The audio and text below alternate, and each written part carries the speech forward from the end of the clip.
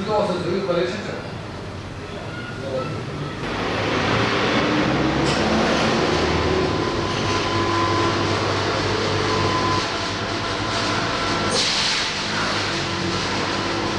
여기 기자 그냥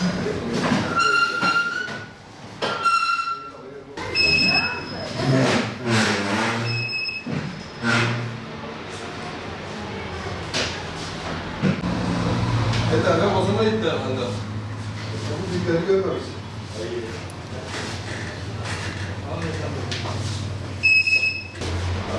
Abi yaparken ya.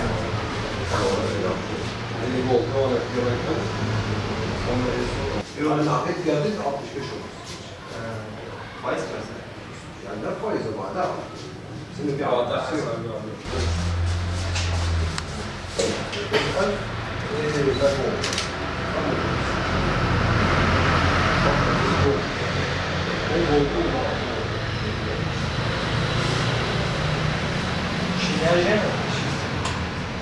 Yani hava olarak sezon açıldı ama satış olarak memnun değiliz geçen seneye göre.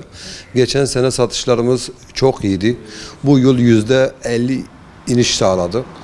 Bunun sebebi de yani doların yükselmesi, altının yükselmesi ondan dolayıdır. Ve motosiklet olarak şehir merkezinde gerçekten pratik yol şeyiyle çok hesaplı bir şeyi var. Yani orada bir yakıt tasarrufu var. Park sorunu yok. Yani sezon için şu anda depolarımızı doldurduk. Mağazamız çok şükür dolu. Sezonun açılmasını bekliyoruz. Ümidimiz açılması yani. Bütün scooter, ATV, ÜTV, elektrikli motor, elektrikli bisiklet tüm ürünlerimiz var. Soran çok. Şimdi nakit olarak uyguna geldiği için nakit olarak da piyasada yok. Taksit üzerine de vade farkı var. Vade farkı hoşuna gitmiyor müşterilerimizin. Ama elimizde olan bir konu değil yani. Şimdi taksitli mal alırsan ister istemez vade farkı olacak yani. Banka koyuyor. Bizimle bir alakası yok aynen. Motosiklet fiyatları çok bir değişiklik olmadı. Motosiklet fiyatında en çok yükselme %5 yani öyle diyeyim geçen seneye göre. Ve geçen sene gerçekten satışlarımız çok iyiydi yani. Gerçekten çok iyiydi.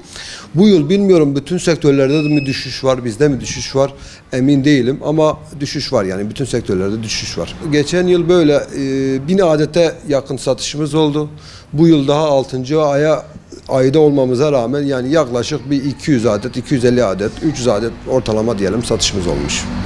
Geçen yıl bu ayda en az 500 adet satışımız olmuştu. Yani her bütçeye uygun motosikletlerimiz var tabii. Bisikletten başlıyor. ÜTV'ye kadar çıkıyor yani. Fiyat ortalaması da 30 liradan başlayıp 1 milyona yakın da motosikletlerimiz var. Genelde şimdi arabası var ama arabası masraf yaptığı için adam motosikleti tercih ediyor. Park sorunu yok. Herhangi bir vergi olmayan motosikletler var. Sigorta gerekmeyen motosiklet var. Daha ekonomik, daha hesaplı. Güzel yani tercih ederim. Ya şimdi araç alamayan da var o da doğru. İşe gidip gelmek için çok ideal bir yöntem yani güzel. Yani trafikte artıları şimdi trafikte yoğunluğu için park sorunu oluyor trafikte.